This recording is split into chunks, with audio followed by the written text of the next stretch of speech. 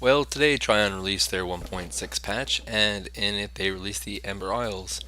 So, in this, I'll just be taking a little look around, seeing what the Ember Isles are about. Just patiently while I load the game.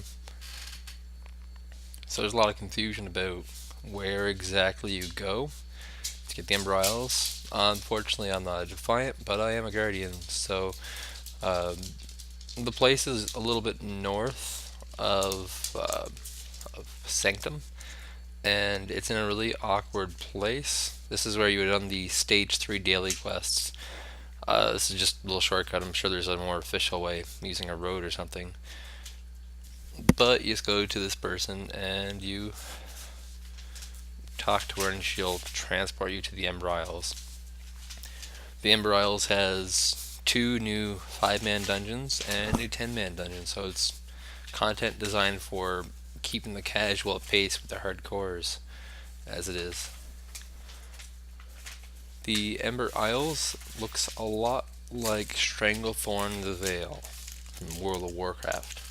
That is, it looks like Stranglethorn Vale if part of it caught on fire, because the center of it is actually just a giant volcano. This is your starting zone for Ember Isles. It should look a little bit familiar, something like maybe the Defiant starting zone, or maybe like Stranglethorn Vale. And it's got tons of NPCs and tons of stuff. And there's also a lot of invisible mobs all over the place that become available only when you pick up the quests for them. So I thought that was kind of neat. I'm actually on my trip back to the Ember Isles after having done the Discover quest. So I've got to turn that in real quick. And this is actually not the zone that you'll have any interest in at all, because there's nothing here. This place is nothing at all. What you're interested in is this little cubby on the top left side where there's actually stuff. And this is it. This is your daily quest hub. There's about 8 dailies here, and 3 or 4 very easy quests. The place you got into gets you a lot of quests, and most of them you just kind of pick up on your way. A lot of these quests are pretty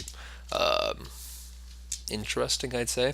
In this one, for example, you are walking around and find these blue swirly things on the ground, and you stand in them, and a bunch of orbs show up, and then some sort of turtle monster with spikes and ninja turtles shows up, and you have to battle him and kill him. It's not like a generic pattern, this is just one of the many quests that you'll see, and they're all pretty interesting. They're all level 52 mobs, so also quite challenging to kill. This next quest is actually just the simple one. You have to find all the teleport nodes, and you no longer interact with people, just crystals. In this next quest, you have to just kill a bunch of spiders. And this one was actually really hard because there's so many frigging spiders and there's so many invasions all over the place. I decided to group up with a bunch of people to kill these spiders off. And I'm barding to support everybody, keep everybody healed up. So rifting's still available, and it's still roughly the same stuff. You have all these invasions that'll pop up. And this is just a little rifting group finishing off an invasion. This is actually an invasion quest. You have to kill off 20 invasions, and then you get an inscribed crystal and some gold and some rep. I'm actually avoiding rifts pretty much at all costs, just because, well, everything here is level 52, and it kicks my ass. So these rifts are going to do a number on me. I did, however, try out the newest event boss that they have for this zone. Well, I thought he was the event boss. Actually, it turns out that he's only one of 3 of a first round of bosses, and he only gives you 1 inscribed crystal. The boss actually took me about 20 minutes to kill, and this is with 3 groups. A full Defiant group, a full Guardian group, and then another slowly filling Guardian group that I'm in, and another slowly filling Defiant group that somebody else is in. and it's actually insanely laggy because of how. So as far as the boss goes, he's pretty simple. Uh, just get 100 people. Uh, launch down his health pool. Every now and then he'll do an area of effect flame attack that will cause all melee to take decent amount of damage. It's 100% avoidable, but as you can see, there's really no need when you have a decent amount of healers. They can just kind of sit in there and eat it. There's really not much to this boss, to be honest. It's just your typical rifting stuff. You sort of just zerg them down and, you know, get Planarite, get Inscribes. There's nothing really all that unique about this boss. But once again, you realize that this guy is actually just one of three, and he's only the starter of a chain. So uh, the folks at Tryon are definitely making these events a lot harder and maybe a little more less desirable to casuals because this event is taking forever. This was a 1 hour event. The typical event might take like 10-15 minutes.